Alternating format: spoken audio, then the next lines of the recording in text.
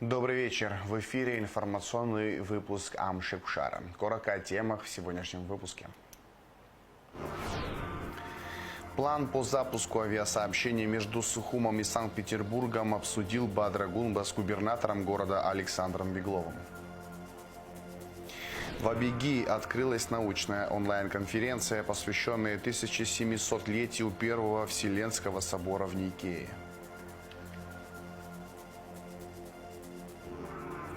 В Улрыбском районе в самом разгаре работы по освещению участка центральной трассы протяженностью 2 километра 800 метров.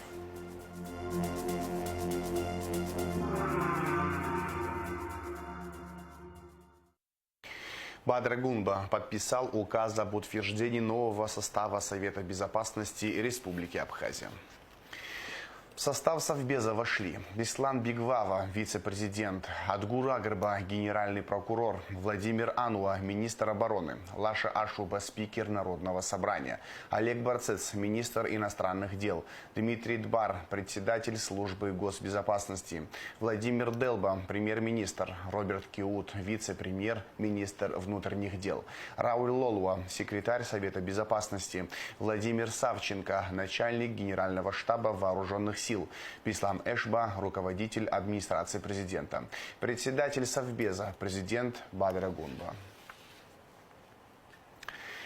Президент Абхазии Бадр Гунба встретился с губернатором Санкт-Петербурга Александром Бегловым. Встреча прошла в рамках Петербургского международного экономического форума, в котором Бадр Гунба принимает участие. Президент отметил важность Санкт-Петербурга для Абхазии и заявил о стремлении к укреплению связей между народами через совместные проекты. Также обсуждался план по расширению географии полетов, включая прямое авиасообщение между Сухумом и Санкт-Петербургом. Я хотел бы отметить, что наши отношения развиваются. Есть несколько вопросов, которые мы уже совместно проработали. Это сейчас прорабатывается вопрос о передаче машины скорой помощи, троллейбус, ряд техники. Поэтому я думаю, что в ближайшее время эти вопросы будут решены. Мы это сделаем. Мы хотели бы отметить, что отношения у нас очень хорошие, даже дружеские с некоторыми членами правительства. Поэтому нам уже пора подписать соглашение совместное, чтобы больше развивать отношения. Но еще главное, как вы говорите, нужно развивать еще и горизонтальные связи. Мы могли бы там подписать пару соглашений между нашими районами и районами Абхазии. Надо посмотреть, там есть предложения кое-какие, надо просто рассмотреть и то же самое сделать. Ну, в области здравоохранения, образования очень важно, чтобы могли и студенты учиться и в колледже, могли бы мы принимать не только высшие учебные заведения. Ну, и мы готовы делиться по вопросам коммунальной системы, у нас хорошего транспорта. Вот, ну, туризм, само собой, разумеется, для нас это одно из важнейших направлений. Поэтому рады всегда видеть вас. Добро пожаловать. Абхазия для нас родная, братская, я бы сказала, республика. Хотел прежде всего вас, уважаемый господин президент, поздравить с избранием, убедительной победой. Это большое доверие народа. Поэтому, ну, послужить, не каждому дает честь послужить своему народу. Поэтому с высоким вас доверием поздравляю. Успеха, удачи вам на вашем поприще. Всегда рядом. Ну и последние события показали, что он достойно представляет сегодня республику. Поэтому спасибо огромное вам. Мы всегда готовы оказать содействие. То, что касается прямых рейсов, это вопрос очень важный для нас тоже. Мы, петербуржцы любят Абхазию, с удовольствием приезжать, но не только на отдых, но еще и, конечно, то, что касается развития бизнеса, это тоже очень важный момент, чтобы было общение между нашим бизнесменом и бизнесменом Абхазии, совместно выгодное подписание контрактов, развития. Также то, что касается медицины, у нас уже есть хороший опыт с вами поработать, да, особенно то, что касается наших онкологических центров. Они, в общем-то, сегодня, не побоюсь это сказать, лучшие в Европе. Поэтому готовы, если в необходимости, принять ряд жителей Абхазии, там, если какая сложная обстановка, взять хорошо развитый институт педиатрии, поэтому если что-то там связанное с детьми, так сказать, такие уникальные вещи мы могли бы тоже взять к себе, там, оказать всяческое содействие. На алые паруса. Да, дети едут у нас. Это очень хорошо, чтобы они посмотрели. Вот у нас сегодня приезжает со всех стран мира практически, да, там много народу, мы их приглашаем не только с России, но и других. Это действительно праздник выпускников. Ну и ждем вот сейчас выпускников из Абхазии, ну и последующие годы. Ну вот на это мероприятие выходит где-то до 1,5 миллиона человек. Если у вас будет время, мы приглашаем вас на военно-морской парад, который состоится в Санкт-Петербурге. Это тоже зрелище такое красивое, интересно. Как правило, всегда приезжает Верховный на этот парад. Ну и всегда вообще добро пожаловать не только с официальными визитами, да и просто можно приехать, отдохнуть, посмотреть. Я знаю, вы город знаете, да. Поэтому всегда добро пожаловать. Эти отношения выстраивались веками, и мы намерены укреплять эти отношения. Хотел бы поблагодарить за возможность сегодня встретиться. Для нас Санкт-Петербург, история, это наша общая история. Мы чтим память тех людей, которые самоотверженно защищали этот город. И, конечно же, сегодня настало время созидать, сближать народы. В этом смысле мы нацелены реализовать проекты, которые позволят нашим гражданам быть ближе друг к другу. Благодарю за те направления, которые вы уже отметили, в рамках которого мы планируем взаимодействовать. Вы знаете, что у нас республика динамично развивается. В этом году мы открыли международный аэропорт. Очень надеемся, что география городов России расширится, в том числе и Санкт-Петербурга. Ждем прямых авиасообщений. И, конечно же, это придаст особый импульс нашим взаимоотношениям. Совершенно правильно и справедливо отметили о необходимости подписания соглашения между Санкт-Петербургом, правительством Санкт-Петербурга и правительством Республики Абхазия. Это придаст особый импульс и динамику нашим взаимоотношениям. Мы впечатлены тем процессом, который сегодня здесь происходит. Мы понимаем, что огромная нагрузка на местных властях, непосредственно вы принимаете активное участие. И, конечно же, очень рады, что Санкт-Петербург и остается культурной столицей и экономической столицей. Желаем вам успехов, развития. И, конечно же, будем нацелены на выстраивание особых взаимоотношений. Спасибо вам большое. Бадыр Гунба также встретился с абхазской диаспорой в Санкт-Петербурге. В рамках Международного экономического форума запланирован ряд двусторонних встреч президента Абхазии с представителями госструктуры и деловых кругов. Премьер-министр Владимир Делба совершил рабочую поездку на головное водохранилище в селе Речх, откуда в город Гал поступает основная часть питьевой воды. Он осмотрел территорию объекта, оценил текущее состояние инфраструктуры и пообщался с главой района Константином Пилия. В ходе встречи были затронуты вопросы, связанные с состоянием водопроводных коммуникаций и необходимостью их модернизации.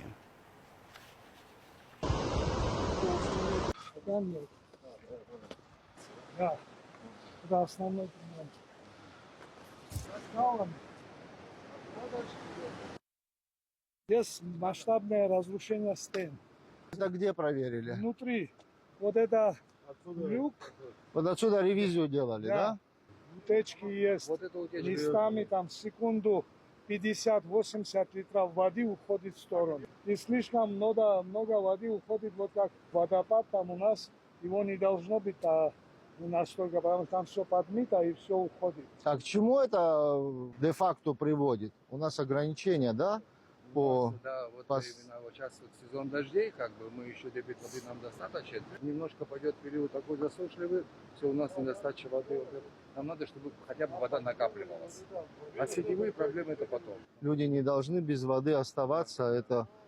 Это, к сожалению, не только в Гальском районе, есть и в других районах, но президент сам обратил внимание особо на это, поэтому мы сейчас обсуждаем именно первый этап. Вот это локально. Если нам получится, да, реализовать его, то, конечно, будет хорошо. Надо провести подводную цементацию, бетонирование приемника, то, что находится внизу, чтобы устранить утечки, потому что помимо того, что трасса у нас как бы там с процентов 40 потери на трассе, у нас плюс 20% теряются на приемнике. Да, сама вода не Да, собирается. сама вода не собирается. Обязательно по каждому уровню, по каждому блоку надо провести обследование. Дефектный акт и проектно-сметная документация – это следующие этапы. Это у нас получается так, что из-за вот этих проблем, которые мы сейчас здесь наблюдаем, 60% населения не имеют воду. Да, и вода все убегает, да, именно так. Поэтому самое важное, самое приоритетное, что нужно сделать, Это вот накопить и иметь воду. А потом да, все сначала это- накопить, или потом потихонечку, этапами, своими силами будем делать дальше. И до села, разумеется, тоже необходимо дойти. Это очень важно, У нас очень-очень. городской вот эту воду имеет только Шишигара имеет. Да, Всё, дальше вода не идет. Да, Другие нет. села никакие вода не идет. Вопрос очень острый, задача стоит, чтобы изменить ситуацию к лучшему, обеспечить подачу воды в нужном объеме. В Абхазском институте гуманитарных исследований открылась научная онлайн-конференция, посвященная 1700-летию Первого Вселенского собора в Никее. В мероприятии принимают участие ведущие российские и абхазские ученые, специалисты в области истории, христианства, богословия и культурологии. Репортаж Гундышова. Это далеко не первая совместная конференция ученых Абхазского научно-исследовательского института и Института мировой литературы имени Горького. На этот раз встреча, которая проходит в онлайн-формате, посвящена 1700-летию Вселенского собора в Никее. Есть вещи, которые мы не знаем, но наши русские коллеги подсказывают нам, потому что они в русской теме, в теме русского летописания, они, конечно, чувствуют себя более уверенно, но зато они узнают какие-то новые об Абхазском царстве. Тем более, что мы только сейчас живем в режиме свободного, так скажем, суверенного государства и имеем возможности озвучивать те истины, которые мы не имели при прежнем режиме. Первые сведения о христианстве в Абхазии относятся к первому веку нашей эры. Согласно древним источникам, христианство здесь проповедовалось двумя апостолами Иисуса Христа – Андреем Первозванным и Симоном Канонитом. Андрей Первозванный отправился в город Киев, а Симон Канонит остался проповедовать христианскую веру в Абхазии, где был убит в 1955 году на реке Псырцха. Следующие сообщения о христианстве относятся к IV веку. Тогда, в 325 году, в Малой Азии, в городе Никея, состоялся Первый Вселенский церковный собор, в работе которого принимал участие епископ Питионской епархии Стратофил. Данный факт свидетельствует о значимости Пицунской епархии. Я хотел бы сегодня выступить о переводе «символ веры», что это не так легко. С одной стороны, филологически подходить это вроде бы хорошо получается, но с богословской точки зрения это уже будет ересь. Значит, тут важнее всего богословие, как преподносишь, как требует догмат, вот с этой точки зрения. Почему? Потому что вот, вроде бы мы в храмах читаем или слушаем символ веры, вроде бы мы понимаем, а на самом деле каждое слово имеет глубокое значение. Конференция является составной частью большого совместного проекта, который длится более 10 лет. В результате определенной работы подготовлен труд в 3 томах под названием «Абхазия в русской словесности XIX-XX веков». Нужно отметить, что если в первых 2 томах были представлены русские исследователи, то 3-й том состоит в основном из работ абхазских ученых. Сегодняшняя конференция – это продолжение того, что у нас будет запланировано. А запланировано будет, вероятно, такое направление. Абхазия – земля апостольской проповеди. Потому что духовная составляющая и литературы XX века, и XXI века, безусловно, она не подлежит никаким сомнениям, я имею в виду, да, абхазской литературы. Откуда это идет? Это идет именно от тех древнейших времен, когда и Симон Канонит здесь проповедовал, правильно, и абхазы впитывали в себя из первых уст, из первых рук, можно сказать, все христианские заповеди. Заседание стало площадкой для обмена мнениями и обсуждения интересных тем. Вопросы возникали как у абхазских ученых, так и у коллег с российской стороны. Доклад заведующего отделом новой и новейшей истории института Аслана Авицба был посвящен вопросам религии в повестке Дурипшского схода. Это вопрос очень сложный. Это проведение совпало с датой официального включения Абхазии в состав грузинской ССР в качестве автономии. Поэтому там много движущихся, много вопросов, но в процессе Дурипшского схода были и в вопросе религии тоже обозначены. Во-первых, среди организаторов были представители христианского и мусульманской части духовенства, но основную роль играла традиционная абхазская религия. В многовековой истории Абхазии прослеживаются этнокультурные, торговые и религиозные связи. Это является подтверждением того, что Абхазия существовала не изолированно от внешнего мира. Говоря то, что, мне кажется, мы недооцениваем наше историческое прошлое, по крайней мере, недостаточно полно ее освещаем. Ведь Абхазия всегда была в привязке к ведущим мировым цивилизациям издревле, причем это начиная от древних греков, римлян, византийцев, тех же генуэзцев, потом еще две великие империи, в составе которого или под протекторатом которого была Абхазия. Все это дает нам право говорить о том, что это была не какая-то периферия, а как раз-таки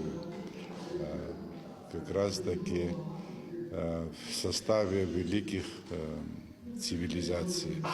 В течение 2 дней ведущие филологи, лингвисты, историки и специалисты по теологии из Абхазии и России обсудят широкий спектр вопросов, касающихся истории, религии и культурно-политических взаимосвязей в разные периоды истории. Кунда Шоу, Рамо Камке, Абхазское телевидение.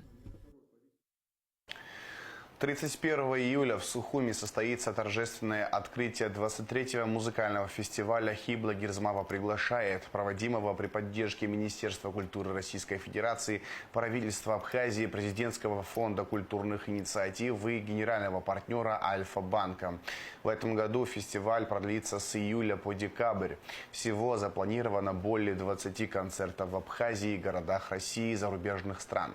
В день открытия на сцене в Сухуми, возведенной у стен Абхазского драматического театра, выступит всемирно известный пианист Денис Мацуев. В его исполнении прозвучит 2-й концерт для фортепиано с оркестром Сергея Рахманинова, одно из самых ярких произведений русской классики. В 4-й средней школе имени Дмитрия Гулия состоялось награждение победителей, участников всероссийского движения конкурса «Моя родословная». Победителям из ДНР вручили дипломы и памятные подарки. Но главный приз – это отдых в Абхазии. Детей ждут экскурсии и интересная программа. Гугут Савардани расскажет детали. 11-летнего Валерия Якимова из Донецкой Народной Республики награждают дипломом и памятными подарками в стенах Абхазской средней школы имени Дмитрия Гулия. Приз он заслужил за участие во всероссийском конкурсе «Моя родословная». Написал сочинение о своем прадедушке, участнике Великой Отечественной войны Валерии Якимове, в честь которого назван. Что у меня дедушка воевал, у него много медалей. Вместе с Валерием награду получают еще 24 школьника из ДНР. Но самый большой подарок для победителей конкурса «Моя родословная» – это поездка в Абхазию почти на 2 недели. Здесь их ждут экскурсии по красивым местам и интересная программа, организованная Министерством туризма. Дети уже увидели немало достопримечательностей страны души. Как у тебя впечатление вообще от поездки? Очень крутое. Что больше всего тебе здесь? Пещера, наверное, пещера, и все понравилось. Когда сказали, что поедем в Абхазию, обрадовался, знал вообще, слышал? Да, знал. Я до этого еще в Москве был. И потом через несколько дней сразу в Абхазию. Посетили озеро Рица, побывали в Новоафонской пещере. Сегодня едут на восточную часть Абхазии. Также приезжают в город Сухум, в вечерний Сухум, прогулки по Сухуму. Достаточно интересный план мероприятий у детей.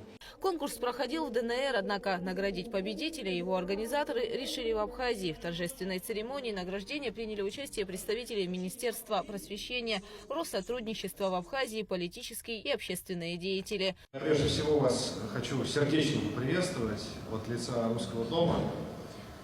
Та миссия, которую вы здесь делаете, гуманитарная миссия, которая нацелена прежде всего на молодежь, на расширение контактов между молодежью наших стран. Мне кажется, это очень важная история, которую, разумеется, мы, как Русский дом, будем поддерживать и впредь. Особое ответственное слово, потому что для нашей абхазской земли понятие родословное не совсем пустое слово.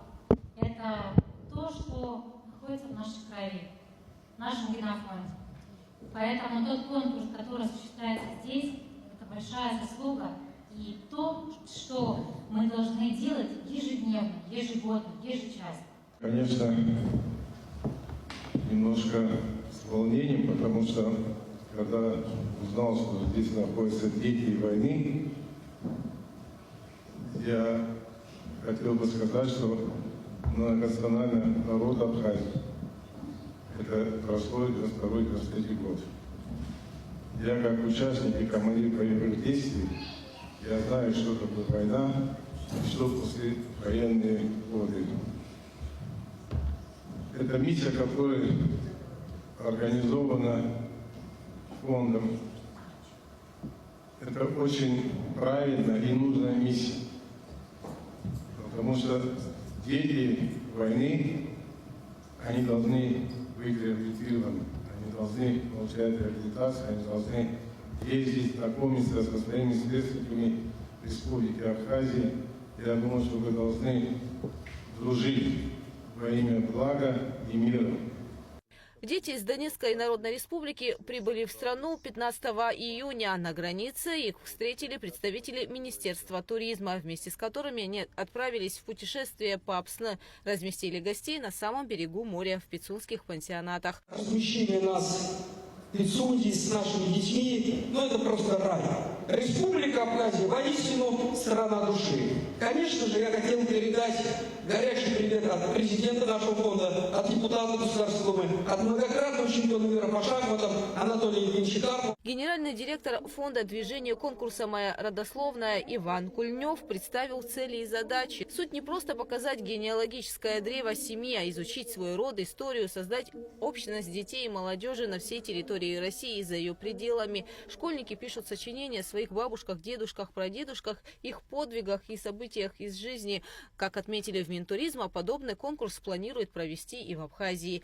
Фонд «Моя родословная» планирует внедрять данную программу совместно с Министерством просвещения, также с поддержкой Министерства туризма, данную программу в абхазские школы. С началом учебного года наши дети будут рассказывать про свою родословную, подавать заявки, и те дети, которые более обширно и с подробностями будут знать свою историю своих предков, будут выигрывать данный конкурс, и мы планируем отправлять их в Москву.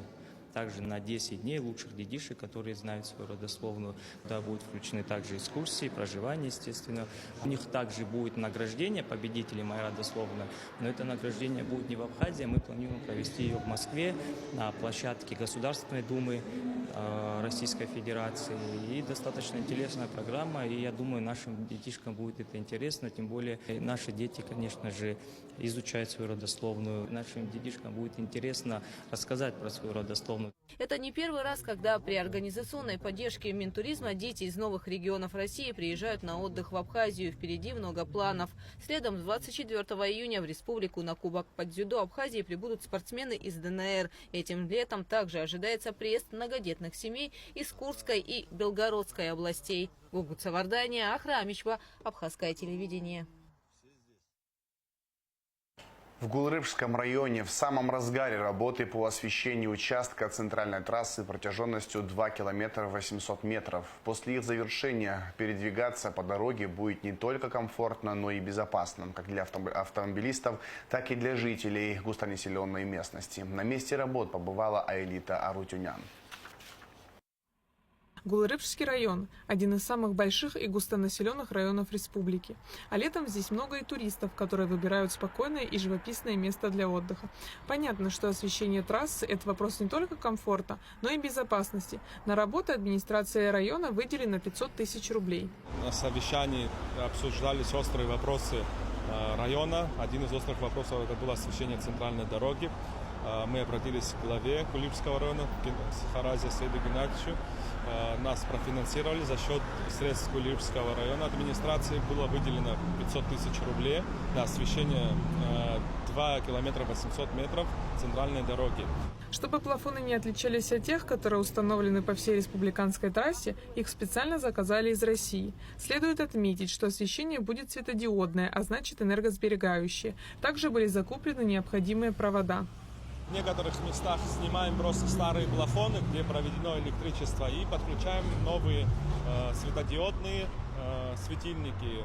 В некоторых, конечно же, вот в районе Каштака есть проблемы с проводом, но мы эту проблему тоже решим, и чтобы район весь был освещался.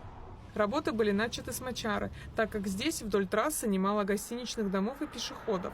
Мы начали с участка Мачары, потому что здесь очень много пешеходных переходов и много гостиничных комплексов, да и в принципе на всей протяженности дороги, но как бы здесь есть повороты острые такие, где не видно людям, которые едут на автомобиле ночью, что люди переходят дорогу. Безусловно, освещенная трасса обеспечит автомобилистам безопасность и чувство уверенности за рулем. Улучшается видимость, а значит вероятность попасть в сложную дорожную ситуацию уменьшается в разы. Корова может выйти, не видно ее просто. Освещения нету, дальний врубаешь, людей светишь. Неудобно людям ехать, поэтому освещение необходимо здесь. С лошадью один раз чуть не врезались, реально еле-еле вырулил. Так что с освещением необходимо. Это водителям облегчит жизнь? Конечно, да? вообще. Это очень хорошо, что освещение будет для водителей в первую очередь. Во-первых, ездить легко будет. Ну, освещение уже намного лучше будет. И движение будет, и все будет. Скот, лошади бывают, вот такое вот. Ну, сейчас, если освещение поставят, уже видимость лучше будет, и ездить легче будет. Работы по освещению участка республиканской трассы в Гулрыбском районе завершатся в течение нескольких дней. Аэлита Арутюнян, Константин Парулу, Ахра Мичба, Абхазское телевидение. В связи с проведением ремонтных работ 20 июня с полуночи до 20 часов будет прекращена подача воды в районах города Сухум. Старый поселок, улица Эшба, вокзал, центральная и нагорная части города, рынок, маяк. А сейчас о погоде.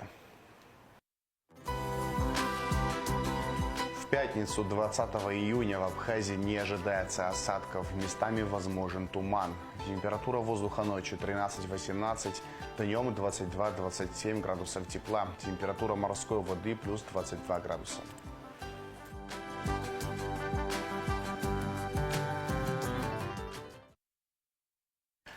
На этом информационный выпуск Амшевкшара подошел к концу. Всего хорошего. До свидания.